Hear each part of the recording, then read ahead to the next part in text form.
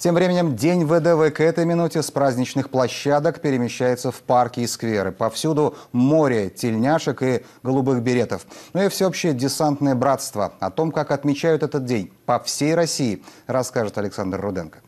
88 лет прошло с того дня, когда на учениях под Воронежем успешно высадились 12 парашютистов советской армии. Сегодня день создания крылатой гвардии – это праздник миллионов.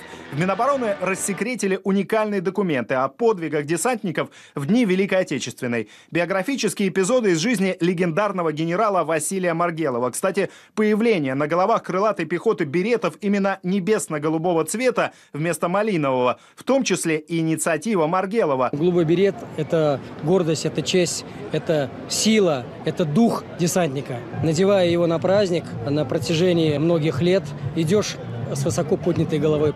Великая Отечественная, Афган, Югославия, Чечня. Никто, кроме них. Девиз, с которым по жизни идут теперь и многие известные политики, спортсмены, артисты. Службу в ВДВ прошли вице-премьер Дмитрий Казак, актер Федор Добронравов, певец Валерий Леонтьев, еще одна легенда голубых беретов Инузбек Евкуров, глава Ингушетии. Это он в 99-м с батальоном десантников совершил знаменитый марш-бросок на Приштину. Стратегически важный аэропорт 200 небесных пехотинцев во главе с майором Евкуровым удерживали несколько дней, окруженные группировкой НАТО. Спустя много лет глава Ингушской республики с трепетом вспоминает годы службы и обучения в Рязани.